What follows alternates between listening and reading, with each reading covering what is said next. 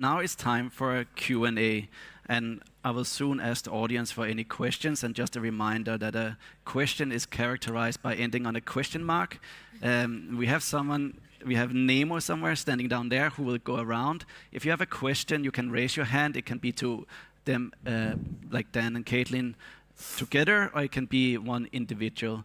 I think before we take a question from the audience, I just want to so thank you both for adding a little bit complexity to my mind. I think I'm not going to try to solve it, or let me say I will hesitate with finding the solution, but I find there was a lot of echoes in the morning session where we spoke about food and plants. So we had John showing this periodic table of the food system and sort of how we have had a very narrow understanding of dietary needs, and we also had Gemma, who's been listening to plants or hearing how plants are talking and navigating. And basically, I think both are examples of how our imagination of what is has been very limited, and we actually need a wider scope. And I think this is reflected in yours, right? I think you very pointedly show how the environmental transition also has externalities and questions about who is included and excluded and where those harm are. And similar with the digital, there's the tutorial. So the long question short, and now comes the question mark. It's are there any sort of historical examples of, let's say, legal system, energy systems that has been successful in including a non-siloed perspective, like a non-telescope view on sort of laws and mechanics, so not directly focused on CO2, or maybe not very focused on specific aspects of a law? Well, all progress used to be outsider, right? So that's kind of the thing. I'd say that one of the most important events in terms of the international legal framework that we have today is the 30-year war, which ended with the treaty of the Westphalian Treaty, 1648. And that one really created the notion from a legal point of view of the sovereign state. And within that sovereign state, the sovereign does whatever he does in terms of legislation, but only within that area, which brings me to the extraterritorial application, right? And that was kind of like an outsider opinion. It didn't really exist before, this notion of a sovereign legal state. So that's that's one answer to your question. Yeah, that's true. Do you have anything, Katlyn? Yeah, I hesitate to say this because we're in Sweden and I don't know how you all feel about this, but so the US has really struggled with nuclear waste for a long time because we just keep trying to kind of force it. We keep trying to say to a couple communities around the country, it doesn't really matter what you want, we're putting it here, the government already has this land, don't worry about it, it'll be safe. It's inexplicably sort of tied to the future of nuclear power as well. So it's people in the US see it as well, I don't want to support this because I don't support nuclear power, or I don't want to support this because there's been no consent or any sort of process. And actually, again, this is where I'm hesitating. Globally, the world, when we think about that, in terms of the gold standard of how to do it, looks at Sweden.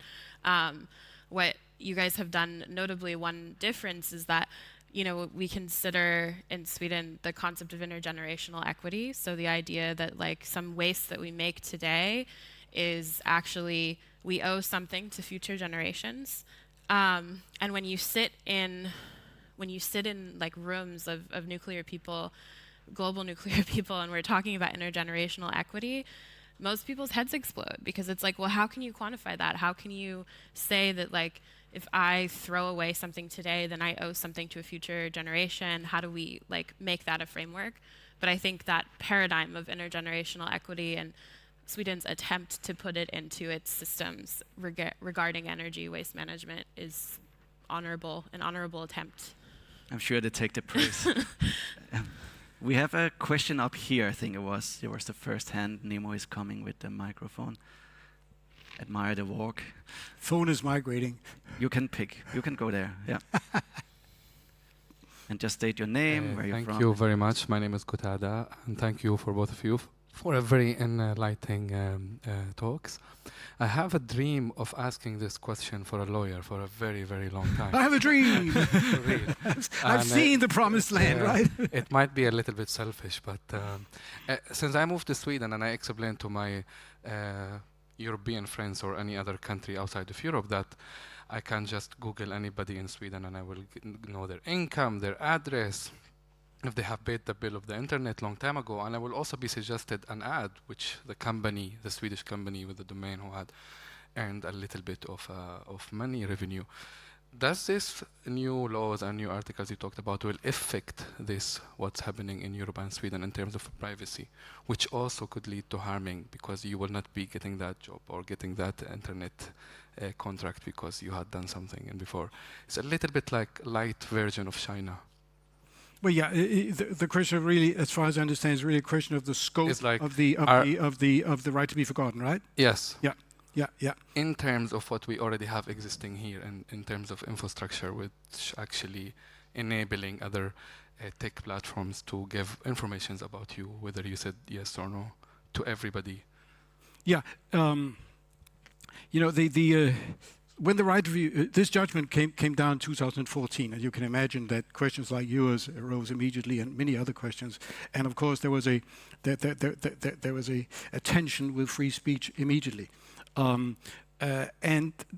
Case law has developed over these 10 years, and they've sort of created different thresholds. One is if you committed a criminal offense, and that offense is spent, right? I mean, you went to prison or whatever you did, and now it's prescribed, it's time barred.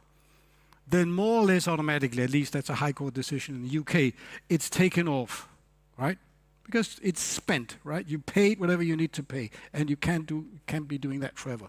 So that's kind of one of the things. The other is also your age when you committed the act or whatever it was.